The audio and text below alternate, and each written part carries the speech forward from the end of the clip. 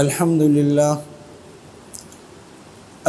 لله نحمده ونستعينه ونستغفره ونؤمن به ونتوكل عليه ونعوذ بالله من شرور أنفسنا ومن سيئات أعمالنا من يهده الله فلا مضل له ومن يضلله فلا هادي له ونشهد أن لا إله إلا الله وحده لا شريك له ونشهد أن محمدًا عبده ورسوله أما بعد فأعوذ بالله من الشيطان الرجيم بسم الله الرحمن الرحيم تعاونوا على البر والتقوى ولا تعاونوا على الإثم والعدوان وقال النبي صلى الله عليه وسلم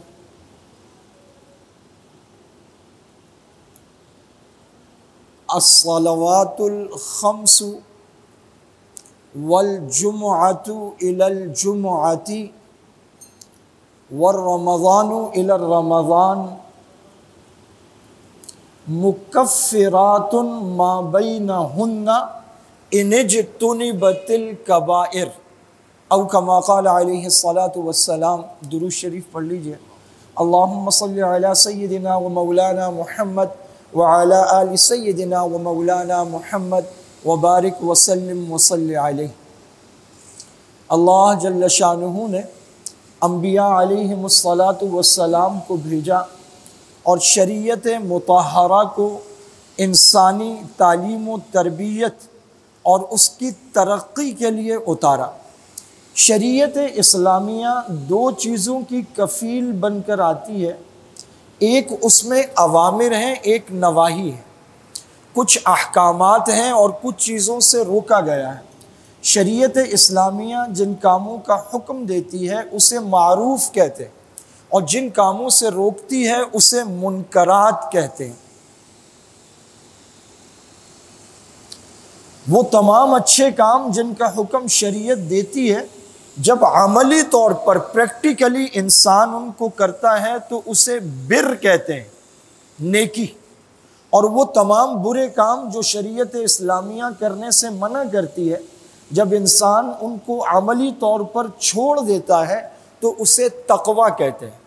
تو کچھ افعال ہیں جو معروف ہیں، کچھ تروک ہیں جو منکر ہیں، کچھ کام کرنے کے ہیں جب کرتا ہے تو بارٌ نیکوکار بنتا ہے، کچھ کام چھوڑنے کے ہیں جب ان کو چھوڑ دیتا ہے تو متقی یعنی پرہیزگار بنتا ہے۔ تو شریعت اسلامیہ بھی بالکل ایسے جیسے طبیب علاج کرتا ہے دوا اور پرہیز سے، جیسے استاد پڑھاتا ہے اور تربیت کرتا ہے، اچھائی کی تعلیم دیتا ہے، برائیوں سے روکتا ہے، جیسے مالی گھاس پھوس جڑی بوٹیوں کو نکالتا ہے اور بڑھوتری اور بڑھاوے اور نشو و نما اور بہار کے لیے کھاد ڈالتا اور پانی دیتا ہے، جیسے ایک رنگ کرنے والا پہلے دیوار کو زنگ سے صاف کرتا ہے، پھر اس پر پریمر کرتا ہے، پھر لاپی کرتا ہے، پھر ریگمال کرتا ہے، پھر اس کو برابر کرتا ہے، پھر اس پہ پہلا کوٹ، دوسرا کوٹ، تیسرا کوٹ کرتا ہے۔ شریعت اسلامیہ بالکل اسی انداز سے آگے بڑھتی ہے، لیکن یہ خوبصورت نظام بڑے خوبصورت لفظوں اور اصطلاحات میں پرو کر اس وقت تک بالکل کام کا نہیں ہے جب تک کہ یہ عملی نہ ہو، انسان میں واقعتاً یہ صلاحیتیں کہ وہ کسی چیز کو قبول کرے، کسی سے رک جائے، کچھ چیزوں کو لے تو اس میں ترقی ہو، کچھ چیزوں کو چھوڑ دے تو اس میں ترقی ہو، جب تک یہ سب کچھ موجود نہ ہو اس وقت تک اس کا فائدہ نہیں ہے۔ تو عملی طور پر انسان میں چار قوتیں کام کرتی ہیں، چار صلاحیتیں ہیں، چار ایبلٹیز ہیں۔ ایک انسان کے پاس 50 لاکھ روپے کا موبائل ہوتا ہے 50 لاکھ کا موبائل؟ میں نے آج سے 20-25 سال پہلے دبئی ایئرپورٹ پہ دیکھا تھا، وہ بلیک کلر کا لمبا سا، وہ گولڈ ورژن تھا شاید، 20 سال پہلے، اب تو پتہ نہیں کتنے کے ہوتے ہوں گے۔ 50 لاکھ روپے کا موبائل ہو لیکن اگر اسے اس کے آپشنز نہیں پتا، طریقے استعمال نہیں پتا، تو کس کام کا ہے؟ ساری دنیا کے آپشن کام کر رہے ہوں، سگنل چھوڑ دے ڈبہ بن جاتا۔ انسانی جسم میں کیا قوتیں ہیں، کیا صلاحیتیں ہیں، کس طرح کام کرتی ہیں، اور بہت اچھے موبائل کے بعد آج کے دور میں اس میں واٹس ایپ نہ ہو تو آدھا بھی نہیں رہ جائے گا۔ اور اگر آپ نے جان نکالنی ہے نئی نسل کی تو اس میں سے فیس بک اور انسٹاگرام اور ٹویٹر، ایکس اور ٹک ٹاک، سبحان اللہ، یہ نکال دیں، ختم ہو گیا کام۔ انسانی جسم میں 4 قوتیں کام کر رہی ہیں۔ ایک قوت ہے، اسے امانت کی قوت کہتے ہیں، امانت، دیانت، یہ ہے وہ بنیادی قوت جو تمام اچھائی کے کاموں کی زمین ہے۔ جیسے تل کا تیل عطاروں کے ہاں زمین ہے، تل کا تیل نہ ہو دنیا کی کوئی خوشبو بن نہیں سکتی۔ رنگ ریزوں کے ہاں پھٹکڑی زمین ہے، جب تک پھٹکڑی نہ دی جائے کوئی رنگ ٹھہر نہیں سکتا۔ امانت وہ طاقت اور قوت ہے جو اعمال خیر، اچھی باتیں، بھلائی کی باتیں ان کو لیتی ہے، ان کے لیے زمین بنتی ہے۔ امانت کے مقابلے میں ایک اور قوت ہے، وہ ہے خیانت، بددیانتی، اسے اصطلاح شریعت میں فتنہ کہتے ہیں۔ فتنہ وہ طاقت اور قوت ہے کہ امانت تو زمین بنتی ہے اچھائی کی، تو فتنہ اس کے بالکل اگینسٹ کھڑی ہے تقابل میں، تو یہ اچھائی کے کاموں کو دور ہی دور دفع کر دیتی ہے۔ اسلام کا حسن نظام، حسن معاشرت، اس میں افراتفری پیدا کرنا، اس کو فتنہ کہتے ہیں۔ وہ جو جہاد آتا ہے وہ گردنیں کاٹنے نہیں آتا، جو اسلام کے اچھے نظام، حسن معاشرت، وہ جو امن دیا گیا، جس میں مندر بھی ہے، جس میں چرچ بھی ہے، جس میں سینیگوگ بھی ہے، اندر مندر میں پتھر کا بت بنا کر شرک کر رہا ہے، سجدہ کر رہا ہے، باہر اسلامی حکومت کا سپاہی، اسلامی حکومت کی تنخواہ، اسلامی حکومت کی وردی، اسلامی حکومت کی بندوق، اسلامی حکومت کے سسٹم اور اس کے آرڈر سے تعینات ہے کہ یہ اندر بت کی پوجا کر رہا ہے، اس کو کوئی تکلیف اور نقصان نہ پہنچے، اس کی حفاظت کرو۔ یہ جو حسن نظام ہے، جب اس کے اندر خلل ڈالتا ہے، افراتفری پیدا کرتا ہے، انتشار پیدا کرتا ہے، اس کو فتنہ کہتے ہیں۔ اور جو جہاد آتا ہے وہ فتنے کو کاٹنے آتا ہے۔ وَقَاتِلُوهُمْ حَتَّى لَا تَكُونَ فِتْنَةٌ وَيَكُونَ الدِّينُ كُلُّهُ لِلَّهِ، ان سے قتال کرو یہاں تک کہ فتنے کا استئصال کر دو، ختم کر دو، اور دین سارا کا سارا، یعنی حکم سارا کا سارا، نظام سارا کا سارا، امر سارا کا سارا ایک اللہ کا ہو جائے۔ تو وہ قوت امانت کی قوت ہے۔ اگر امانت نہ رہے تو کہا ایمان ہی نہیں ہے، لا ایمان لمن لا امانت لہ۔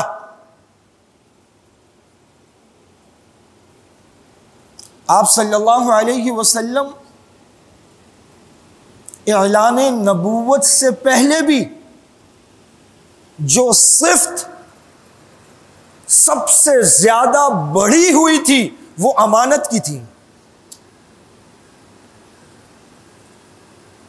نبوت کا خوبصورت منصب، اللہ کی بات آنی ہے اسی طرح آگے پہنچانی ہے، امانت اس کی بنیادی صفت ہے۔ چنانچہ آپ کو صادق و امین کہا جاتا تھا، پورا لیتے ہیں اور پوری بات آگے کر دیتے ہیں، صادق بھی ہیں، امین بھی ہیں۔ چنانچہ وہ منصب نبوت، وہ وحی، اسے کہتے ہیں بار امانت، وہ وہاں سے آیا ہے، امانت ہے، آگے پہنچانا ہے۔ چنانچہ اللہ تعالیٰ نے کہا یا ایھا الرسول بلغ، اے نبی پہنچا دیجئے ما انزل الیک من ربک، وہ سارا کا سارا جو آپ کے رب کی جانب سے آپ پر نازل ہوا۔ وَإِن لَّمْ تَفْعَلْ، اگر آپ نے ایسا نہ کیا، فَمَا بَلَّغْتَ رِسَالَتَهُ، یعنی ہم نے تو اوپر سے دیا، نعوذ باللہ آپ نے آگے نہ دیا، تو امانت پوری طرح پہنچی نہیں، امانت پہنچی نہیں، فما بلغت رسالتہ، آپ نے حق رسالت ادا نہیں کیا۔ آپ نے حجۃ الوداع کے موقع پر پوچھا الا هل بلغت، کیا میں نے تمہیں پہنچا دیا؟ اب پہنچایا ہی نہیں، پہنچانے کا حق ادا کر دیا۔ 3 دفعہ انگشت شہادت اٹھائی، اللہم اشہد اللہم اشہد اللہم اشہد۔ تو وہ صفت جو اچھائی اور خیر کے کاموں کا تحمل کرتی ہے، اس کی زمین بنتی ہے، اس کو پکڑتی ہے، اس کو جذب کرتی ہے، اس کو کھینچتی ہے، وہ ہے امانت۔ معاشرے میں اتنے کرپٹ، اتنے بددیانت پیدا کر دو کہ اعمال خیر کی زمین والے بچے ہی نہیں، اور وہ قوت جو خیر کے کاموں کو دور دور سے ہی السلام علیکم کر دیتی ہے، چلو بھائی سلام، وہ ہے فتنہ، وہ ہے بددیانتی، وہ ہے خیانت۔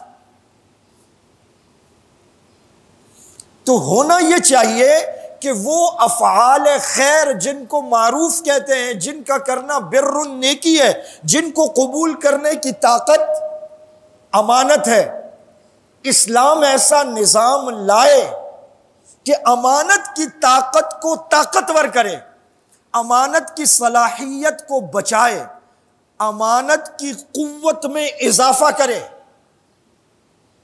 اور فتنے کا استیصال کرے، فتنے کو دبائے، تاکہ اچھی چیزیں آئیں، بری چیزیں دور جائیں۔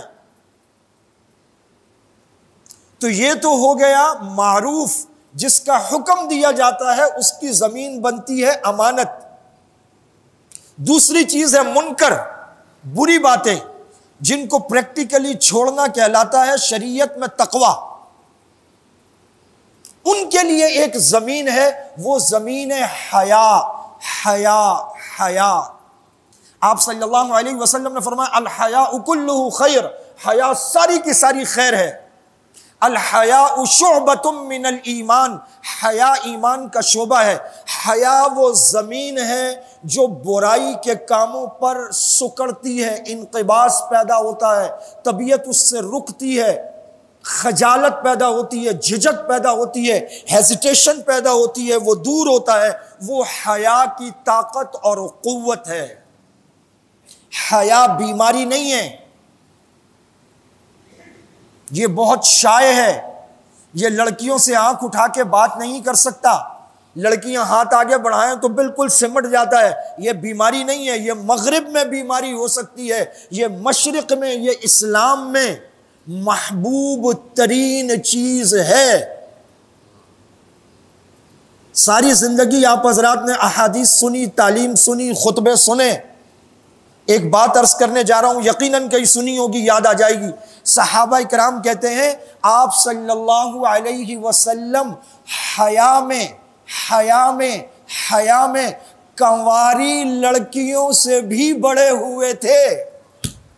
اتنی حیا تھی کہ کوئی ایسا مقام جو نعوذ باللہ بے حیائی والا، تو اتنی حیا آتی تھی، یوں سمٹ جاتے تھے، طبیعت اس سے اتنی دور ہو جاتی تھی، اتنی حیا کہ وہ کنواری بچیوں سے بھی زیادہ، اتنی طبیعت میں حیا تھی۔ آپ صلی اللہ علیہ وسلم انتہائی حیادار اور شرمیلے تھے۔ یہ صفت ہے وہ جو برائیوں کے کاموں سے روکتی ہے، جو زمین، جو صلاحیت، جو ایبلٹی، جو اندر طاقت، قوت، مادہ ہے، اس کا نام حیا ہے۔ اور اگر حیا ختم ہو جائے تو پھر بے حیائی کے کاموں کی طرف بڑھے گا، پھر تو چھلانگے مار مار کے بڑھے گا۔ بزرگ گزرے، انہوں نے کہا میاں کیا کر رہے ہو؟ تو چلو بابا جی چلو۔ تو کیا کہتے ہیں؟ بہت بے حیا ہے یہ، اسے شرم ہی نہیں ہے بڑوں کی، اس کی آنکھ میں پانی نہیں ہے، اسے نہ چھوٹوں کا پتہ نہ بڑوں کا پتہ۔ جب حیا ختم ہو گئی، اور اگر حیا موجود ہے، چچا آ رہے ہیں سائڈ ہو جاؤ، تایا آ رہے ہیں سائڈ ہو جاؤ، وہ حاجی صاحب آ رہے ہیں سائڈ ہو جاؤ۔ حیا وہ چیز ہے جو برائی کے کاموں سے روکے گی، اور حیا کے مقابلے میں وہ طاقت اور قوت جو بے حیائی کے کاموں پر ابھارتی ہے۔ حیا کی ضد ہے فحشاء، فحشاء، فحش۔ فحش کیا ہے؟ آنکھوں کا وہ دیکھنا جو نہیں دیکھنا چاہیے، فحش۔ کانوں کا وہ سننا جو نہیں سننا چاہیے، فحش۔ آنکھوں کے اٹھانے کا وہ انداز جو نہیں ہونا چاہیے، فحش، بے حیائی ہے۔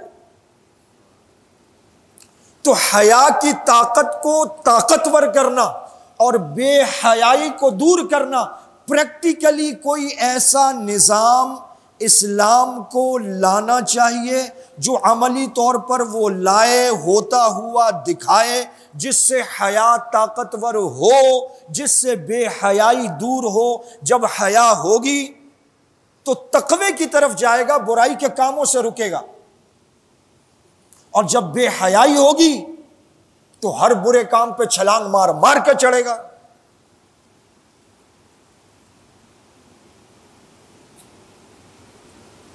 تو 4 طاقتیں اور قوتیں ہیں، ایک حیا ہے، اور ایک امانت ہے، اور ایک فتنہ ہے، اور ایک فحش ہے۔ یہ ہیں وہ 4 قوتیں جن سے معروف اچھی باتوں کا، منکر بری باتوں کا، بر نیکی کا، اور تقوی کا یعنی بری باتوں کو چھوڑنا، ان کا تعلق ہے۔ قرآن کریم نے دیکھیے اس کو کیسے معجزانہ انداز میں بیان کیا ہے۔ تعاونوا علی البر والتقوی، ایک دوسرے کا تعاون کرو اچھائی پر اور برائی کو چھوڑنے پر، البر والتقوی، ولا تعاونوا علی الاثم والعدوان۔ الاثم، اسم کہتے ہیں گناہ کو۔ گناہ کیا ہے؟ شریعت نے کہا نماز پڑھو، نماز نہیں پڑھتا، گناہ ہے۔ شریعت نے کہا سچ بولو، سچ نہیں بولتا، گناہ ہے۔ جس چیز کا حکم دیا شریعت نے وہ حکم نہ ماننا، یہ ہے اثم، گناہ۔ شریعت نے کہا قتل مت کرو، زنا مت کرو، سود مت کھاؤ، تو سود کھانا گناہ نہیں ہے، قتل کرنا گناہ نہیں ہے، زنا کرنا گناہ نہیں ہے۔ شریعت نے کہا نماز پڑھو، نماز نہیں پڑھتا، یہ گناہ ہے۔ جن کاموں کا شریعت حکم دے ان کو نہ کرنا اثم، گناہ ہوتا ہے۔ جن کاموں سے شریعت منع کرے ان کو کرنا گناہ نہیں ہوتا، بغاوت ہوتی ہے، بغاوت۔ بغاوت کو عدوان کہتے ہیں۔ کچھ قوانین ملک میں ایسے ہوتے ہیں جن کا ارتکاب کرنے والا اس کو صرف سزا نہیں ہوتی، سزائے موت ہوتی ہے۔ وَلَا تَقْرَبُوا الزِّنَا وَلَا تَقْرَبُوا الْفَوَاحِشَ وَلَا تَقْتُلُوا النَّفْسَ الَّتِي حَرَّمَ اللَّهُ إِلَّا بِالْحَقِّ وَلَا تَقُولُوا اف، والدین کو اف بھی نہ کہو۔ اب جو ان کاموں کا ارتکاب کرے گا یہ اثم، گناہ نہیں ہے، یہ عدوان ہے، یہ بغاوت ہے۔ بیٹھ جائے، ادھر بیٹھ جائے، آرام سے بیٹھ جائے، یہ بغاوت ہے۔ اب دوبارہ سمجھیے شریعت کیا کہہ رہی ہے؟ تعاونوا علی البر والتقوی، بر نیکی کا کام پریکٹیکلی کرنا، اور التقوی گناہ کو چھوڑ دینا۔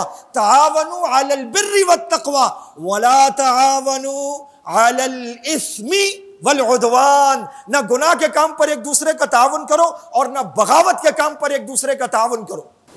ان اللہ یأمر بالعدل والاحسان وایتاء ذی القربى، اللہ تعالیٰ حکم کرتا ہے عدل کا، احسان کا، وایتاء ذی القربى، اور دو ان کو جو حقدار ہیں اور جو تمہارے رشتہ دار ہیں ان کو بھی دو۔ وینہا، اور اللہ تعالیٰ روکتا ہے، اللہ منع کرتا ہے، کس سے؟ عن الفحشاء، حیا کے مقابلے میں جو طاقت اور قوت ہے، حیا زمین بنتی ہے، اور فحشا وہ طاقت اور قوت ہے جو اچھائی کے کاموں کو دور دور سے ہی دور کر دیتا ہے، یعنی تقوی نہیں آنے دیتا، برائی سے رکنے نہیں دیتا۔ ایک ہے اچھائی کے کاموں کو لینا، ایک ہے برائی سے رکنا، تو برائی سے روکنے کی طاقت اور قوت حیا ہے۔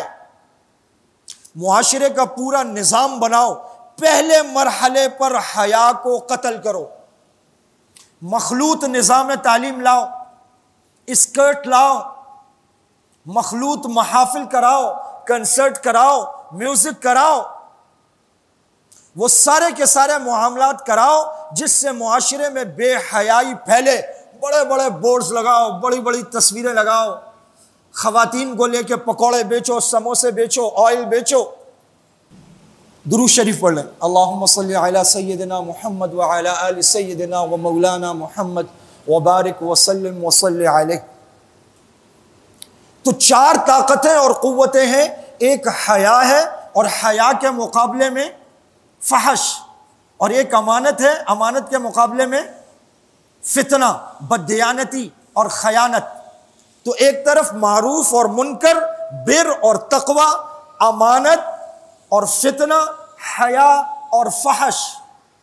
اب یہ مقدمہ سمجھنے کے بعد یہ سمجھیے کہ وہ انسان جو اس دنیا میں آیا ہے اور اسے یہ کہا جا رہا ہے کہ ایک دن مرنا ہے، ہمارے پاس آؤ گے، تمہارے ایک ایک عمل کا، ایک ایک لقمے کا، ایک ایک سانس کا، ایک ایک نعمت کا ہم تم سے حساب لیں گے۔ ہم نے تمہارے لیے جو نظام بھیجا ہے، جس طرح تمہیں ہم دنیا میں لائے ہیں، جو تمہارا نقطہ آغاز اور نقطہ اختتام ہے، اس پورے کے پورے نظام کو سمجھو۔ مدارس میں تعلیمی سال شروع ہوتا ہے شوال میں، ختم ہوتا ہے شعبان میں۔ اسلامی اداروں میں سال شروع ہوتا ہے محرم میں، ختم ہوتا ہے ذی الحج میں۔ انگریزی اداروں میں سال شروع ہوتا ہے جنوری میں، ختم ہوتا ہے دسمبر میں۔ بینکوں کا اپنا مالیاتی سال ایک تاریخ پر شروع ہوتا ہے، ایک تاریخ پر ختم ہوتا ہے۔ اسلام کا عباداتی سال وہ رمضان المبارک سے شروع ہوتا ہے، شعبان المعظم پہ ختم ہوتا ہے۔ اور جب اس کا نقطہ آغاز ہوتا ہے تو نقطہ آغاز 2 چیزوں کے ساتھ مل کر آتا ہے، کچھ اوامر ہیں، افعال ہیں، کچھ چیزوں کے کرنے کا حکم ہے، اور دوسرا اس کے ساتھ بالکل ملا کر لازم و ملزوم، وہ ہیں نواہی، وہ ہیں تروک، وہ ہیں وہ والے کام جن کو چھوڑنا ہے۔ اور دونوں کو اس طرح لا کر ملا دیا ہے کہ دونوں کو ایک دوسرے سے الگ نہیں کیا جا سکتا۔ جب اس کا چاند ہوتا ہے، جب یہ مہینہ شروع ہوتا ہے، تو رات جب یہ چاند نظر آتا ہے تو سب سے پہلے 2 کام ہوتے ہیں۔ تراویح شروع ہوتی ہے، تراویح میں قرآن پڑھا جاتا ہے، اور قرآن نماز میں پڑھا جاتا ہے۔ آپ صلی اللہ علیہ وسلم نے فرمایا تبرک بالقرآن فإنہ کلام اللہ وقد خرج منہ، کلام اللہ سے برکت حاصل کرو، یہ اللہ کی ذات اقدس سے نکلا ہے، یہ اللہ کی صفت ذاتی ہے۔ اہل سنت والجماعت کا یہ عقیدہ ہے کہ کلام اللہ جو اللہ کا کلام ہے، اور جو بھی اللہ پاک کلام فرماتے ہیں وہ اللہ کی صفت ذاتی ہے۔ وہ کلام کے بعد جب ایک دفعہ وجود پا لیتا ہے پھر اس پر فنا نہیں ہے، نہ اللہ کو فنا ہے نہ اللہ کی صفات کو فنا ہے۔ تو کلام اللہ کے بارے میں حضور نے فرمایا تبرک بالقرآن، قرآن سے برکت حاصل کرو، فإنہ کلام اللہ، یہ اللہ کا کلام ہے، وقد خرج من، اس ذات اقدس سے نکلا ہے۔ اور دوسری چیز وہ ہے نماز، جس کو دینے کے لیے آقا دو جہاں کو آسمانوں پر بلایا گیا۔ آپ صلی اللہ علیہ وسلم نے فرمایا ان اقرب ما یکون العبد من ربی وہو ساجد، بندہ اپنے رب سے سب سے زیادہ قریب اس وقت ہوتا ہے جب سجدے میں ہوتا ہے۔ ایک اور حدیث کا مفہوم ہے جب بندہ سجدہ کرتا ہے تو گویا اس کا سر اللہ تعالیٰ کے قدموں میں ہوتا ہے۔ تو 40 سجدے پہ در پہ کرائے گئے۔ ہم نے انسان کو پیدا کیا 3 ظلمتوں میں، فخلقنا العلقة مضغة فخلقنا المضغة عظاما فكسونا العظام لحما ثم انشأناه خلقا آخر. 40 دن میڈیکل سائنس بتاتی ہے کہ انسان کی حیت بدلتی ہے. 40 کا عدد، اس میں طبیعت میں تغیر پیدا ہوتا ہے. کم از کم اگر ایک طبیعت کو بدلنا ہو تو اس کا پہلا جز وہ 40 کا ہے. حضرت موسیٰ علیہ السلام کوہ طور پر 30 دن اللہ تعالیٰ کی عبادت کی تو اللہ تعالیٰ نے فرمایا موسیٰ اس میں 10 دن اور ملاؤ اور 40 دن کرو. وہاں سے بزرگوں نے چلہ کشی کا اصول نکالا. خانقاہوں میں بھی چلہ کشی کرائی جاتی ہے، تبلیغ میں بھی کم از کم وہ پہلا قدم جہاں سمجھا جاتا ہے کہ تبلیغ کے کام سے اب جڑ گیا. اس سے پہلے تو وہ جو مفت ٹافیاں دیتے ہیں سیروزہ اور عشرہ وہ ہوتا ہے. جہاں سے باقاعدہ سمجھتے ہیں کہ اب اس نے کام کو کچھ پکڑا ہے وہ چلہ ہے. چلہ کشی کا اصول. اور پھر بات صرف وصال اور ملاپ کی نہیں ہے، وہ تو بڑی ہلکی چیز ہے. کائنات کے مضبوط ترین ملاپ والے رشتے، میاں بیوی کے رشتے میں بھی جسمانی ملاپ کتنی دیر کا ہوتا ہے؟ اس سے اگلا مرحلہ روحانی وصال.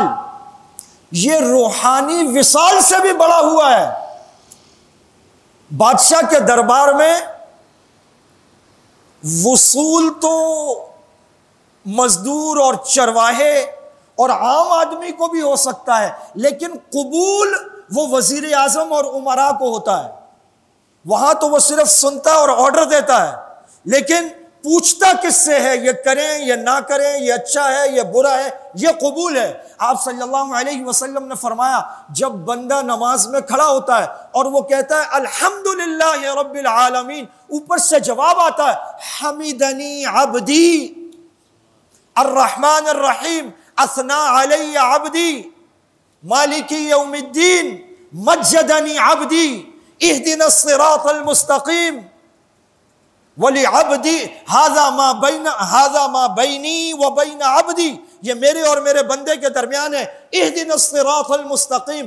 اللہ فرماتے ہیں وَلِعَبْدِي مَا سَأَلَ، میرے بندے کے لیے وہ ہے جو اس نے مانگا.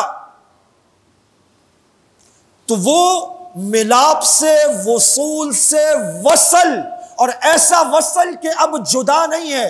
اور وہ جو کلام اللہ نکلا ہے، جس کی برکت نکلی ہے، وہ کلام اللہ اب اس میں داخل ہو گیا ہے. اور اب جب یہ یہاں سے مکالمہ کر رہا ہے تو پہلے ملاقات ہے، پھر معانقہ ہے، پھر مکالمہ ہے، پھر وصل ہے، پھر وصال ہے، پھر وصول ہے، اور پھر ایسا تعلق ہے کہ اللہ فرماتے ہیں وَإِذَا سَأَلَكَ عِبَادِي عَنِّي فَإِنِّي قَرِيبٌ أُجِيبُ دَعْوَةَ الدَّاعِ إِذَا دَعَانِ فَلْيَسْتَجِيبُوا لِي وَلْيُؤْمِنُوا بِي لَعَلَّهُمْ يَرْشُدُونَ. آپ صلی اللہ علیہ وسلم نے فرمایا، اللہ تعالیٰ فرماتے ہیں میرا بندہ میری طرف ایک بالشت آتا ہے میں ایک ہاتھ آتا ہوں، میرا بندہ چل کے آتا ہے میں دوڑ کے آتا ہوں، میرا بندہ دوڑ کے آتا ہے میں لپک کے اٹھا لیتا ہوں. وہ رشتہ بہت تیزی سے قریب آ رہا ہے. اسلام کا عباداتی سال رمضان سے شروع ہوا ہے. پہلی رات سے قرآن کریم اندر اتر رہا ہے، برکتیں اندر اتر رہی ہیں. نماز میں کھڑا ہوا ہے، مکالمہ معانقہ ہو رہا ہے، پے در پے 40 سجدے ہو رہے ہیں. یہ ہیں افعال، یہ ہے معروف، یہ ہیں کرنے کے کام.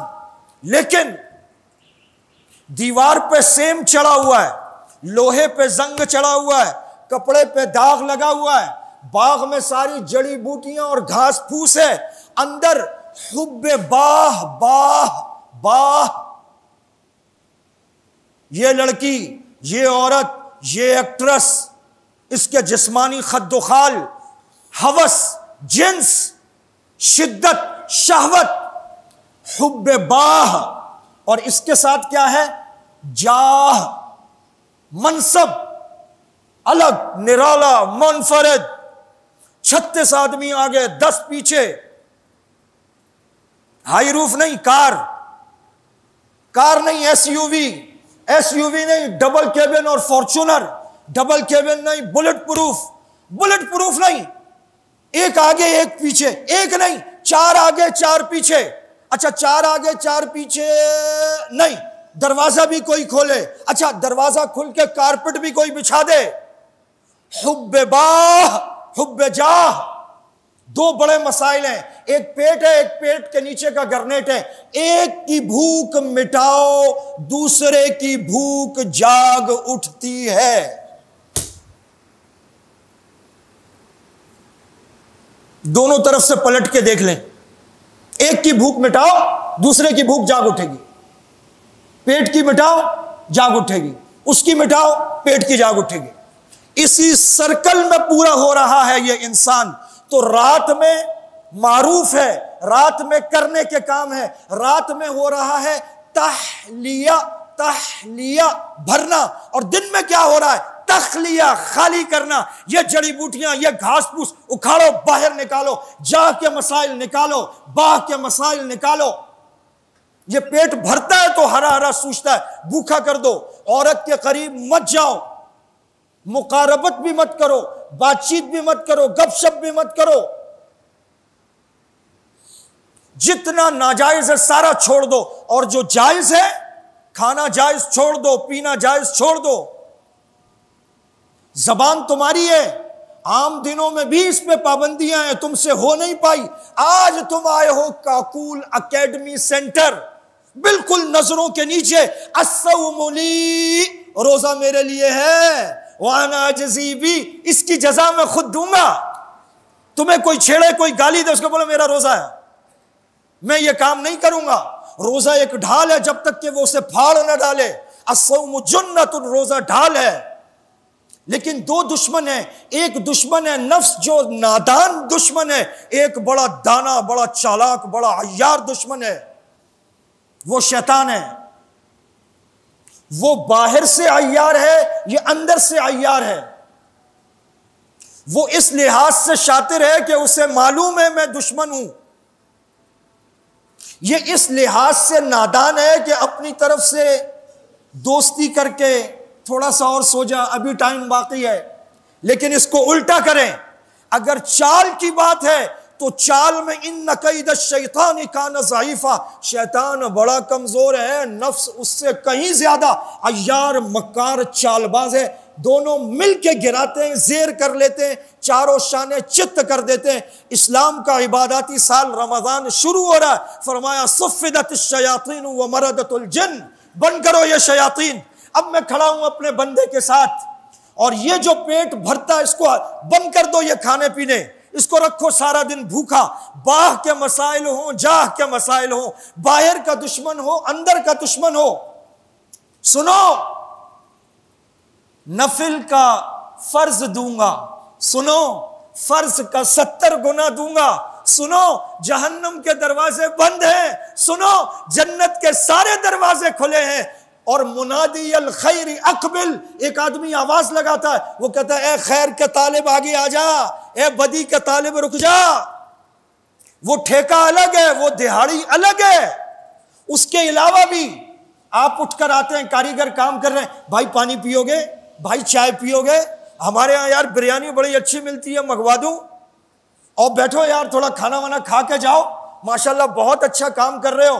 فرمایا ہر رات اللہ تعالیٰ، ہر رات قبیلہ بنو کلب کی بکریوں کے برابر ہر رات معاف کرتے ہیں، ہر رات معاف کرتے ہیں۔ 24 گھنٹے پورا رمضان، ہر لمحہ کیا ہو رہا ہے؟ فرمایا ایک ماں کو اتنی خوشی نہیں ہوتی جس کا بچہ گم گیا ہو اور کوئی لا کر دے، جتنی خوشی اللہ تعالیٰ کو ہوتی ہے جب اللہ تعالیٰ کا روٹھا ہوا بندہ واپس آ جاتا ہے۔ یہ تو میرے بندوں کی واپسی کا مہینہ ہے۔ فرمایا 70 ماؤں سے زیادہ محبت کرتا ہے۔ یہ اسلام کا عباداتی سال ہے، یہ شروع ہوتا ہے، اس کے فیوز و برکات چلتے ہیں۔ رات میں، دن میں رگڑا جاتا ہے، مانجا جاتا ہے، رات میں اس کے اندر قلی کی جاتی ہے، اس پہ رنگ کیا جاتا ہے، اس پہ رنگ چڑھایا جاتا ہے، اس پہ خوشبو لگائی جاتی ہے، اس کے اندر قرآن اتارا جاتا ہے، اس سے سجدے کرائے جاتے ہیں۔ تو افعال و طروق، معروف اور منکر، بر اور تقوی، تو یہاں جو طاقتور ہوتی ہے صلاحیت، وہ امانت کی ہوتی ہے. امانت وہ صلاحیت، وہ قوت، وہ ایبلٹی، وہ ایپلیکیشن ہے جس میں آ کر نیکیاں انسٹال ہوتی ہیں.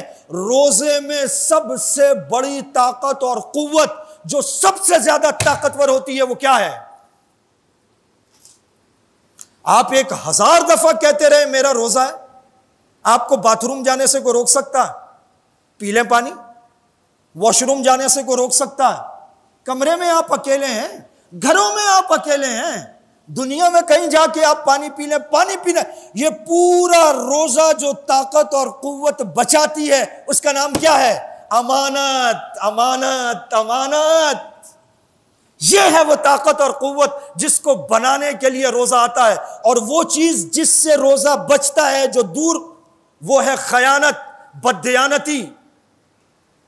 یہ اللہ تعالیٰ نے دیا ہے، اس کو میں نے امانت سے بچایا ہے اور اس کو خیانت سے دور کیا ہے. اور اس کے ساتھ ساتھ سنو، بے حیائی کے کام مت کرنا، برے کام مت کرنا، بد نظری مت کرنا، بدگوئی مت کرنا، بری چیزوں کو سننا مت.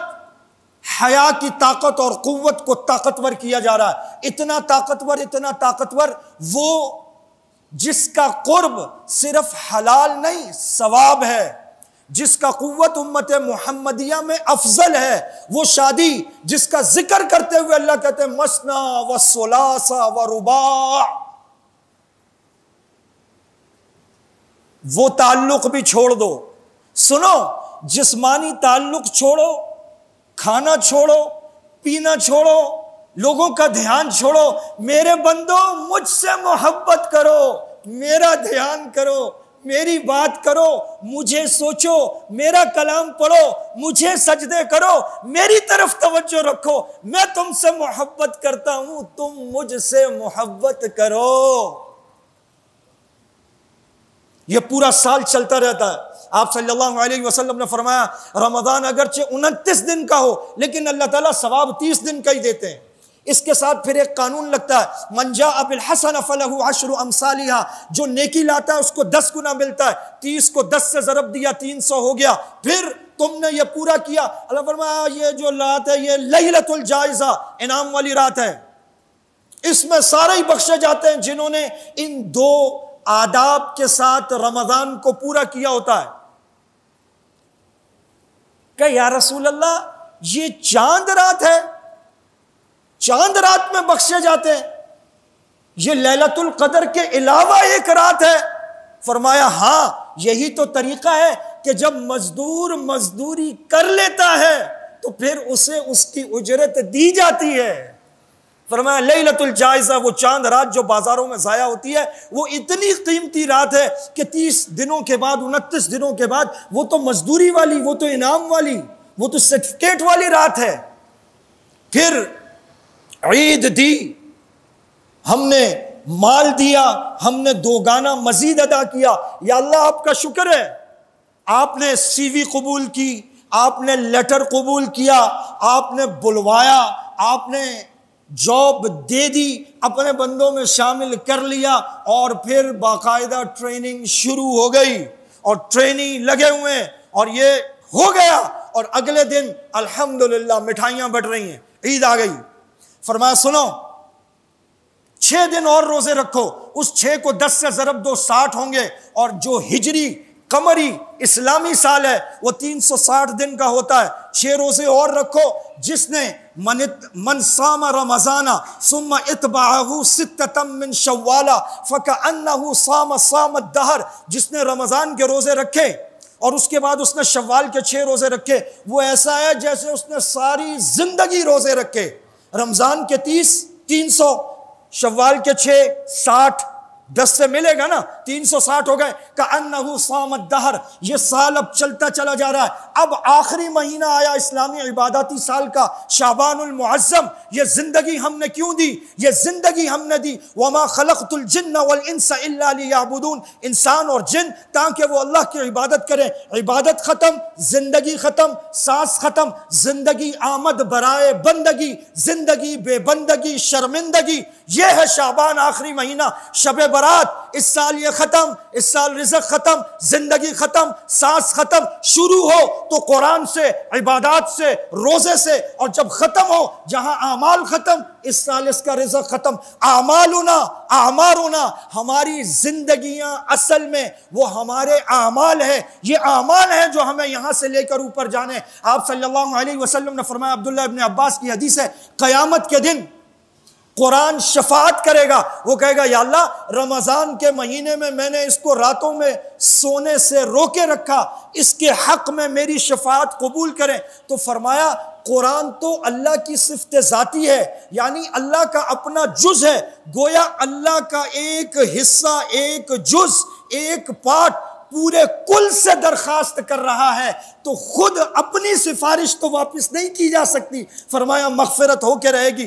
دوسری حدیث ہے، فرمایا روزہ شفاعت کرے گا، وہ کہے گا یا اللہ میں نے اس کو کھانے پینے سے اور خواہشات نفسانی کے پورا کرنے سے روکے رکھا، اے اللہ اس کے حق میں میری شفاعت قبول فرمائے۔ تو فرمایا روزہ تو وہ ہے جس کے بارے میں کہا الصوم لی، روزہ میرے لیے ہے، وَأَنَا أَجْزِي بِهِ، اس کی جزا میں خود دوں گا۔ حدیث کے دوسرے وَأَنَا أُجْزَى بِهِ، اجزا، اس کی جزا میں خود ہوں۔ تو جب خالق و مالک کسی چیز کو خود اپنا کہہ دیں گے تو پھر اس کو بے آبرو تو نہیں کریں گے، پھر اس کی بات کو رد تو نہیں کریں گے۔ جسے اپنا کہہ دیا جائے پھر اس کی بات کو لیا جاتا ہے۔ جب کہا کہ روزہ میرے لیے، اس کی جزا میں خود دوں گا، فرمایا قرآن کی شفاعت بھی، روزے کی شفاعت بھی، دونوں کی دونوں قبول ہوں گی اور اس کے لیے مغفرت کا باعث بنے گی۔ تو روزہ جس طاقت کو مزید طاقتور کرتا ہے، جس ایبلٹی کو ابھارتا ہے، جو 11 مہینے میں کمزور ہو چکی ہے،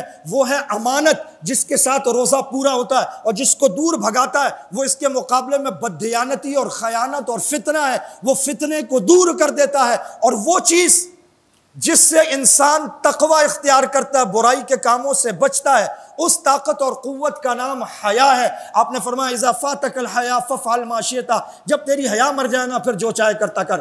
اذا فاتک الحیا فاصنع ما شئت فافعل ما شئت، پھر تجھ سے جو کچھ ہوتا رہے کوئی بڑی بات نہیں ہے۔ حیا وہ طاقت اور قوت ہے، اسلام جس کو ابھارتا ہے، آنکھیں بند کرواتا ہے، کان بند کرواتا ہے، حتیٰ کہ ناک بند کرواتا ہے، کہتا ہے نامحرم کی خوشبو سونگھو بھی نہیں۔ اس سارے کے سارے میزانیت سے گزار کر، دن اور رات میں ملاپ کر کے، پھر آخر میں لا کر اپنے گھر پہ ڈھیر کر لیتے ہیں، وہ اعتکاف ہے۔ پھر اس میں پاور انجن لگاتے ہیں، لیلۃ القدر خیر من الف شہر، ایک رات ایسی جو 1000 مہینے سے بہتر ہے۔ یہ پورا کا پورا مہینہ، اس میں معروف، اس میں منکر، اس میں افعال، اس میں طرق، اس میں تخلیہ، اس میں تحلیہ، اس میں بر، اس میں تقوی، اس میں امانت، اس میں فتنہ، اس میں حیا، اس میں اس کی ضد، یہ ساری کی ساری چیزیں مل کر وہ حیا جو زمین بنتی ہے اور وہ بددیانتی جو اس کو دور کرتی ہے۔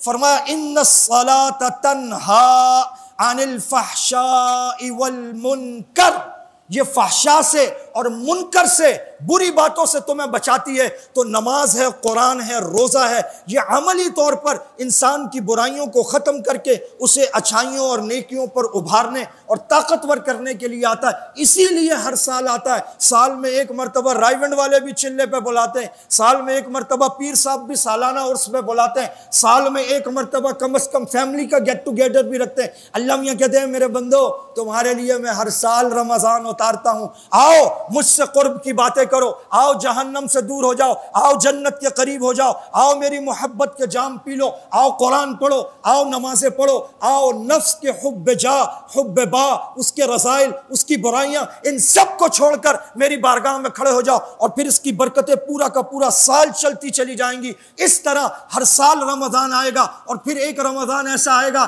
کہ اس کے بعد رمضان نہیں آئے گا، اس کے بعد وہ شعبان آئے گا جس میں کہیں گے دانا پانی ختم، رزق ختم، لیکن اس نے زندگی چونکہ اللہ کی مرضی کے مطابق گزاری ہے۔ الدنیا سجن المومن و جنت الکافر، یہ مومن کا قید خانہ ہے، جنت مومن کا قید خانہ ہے، کافر کے لیے تو جنت ہے۔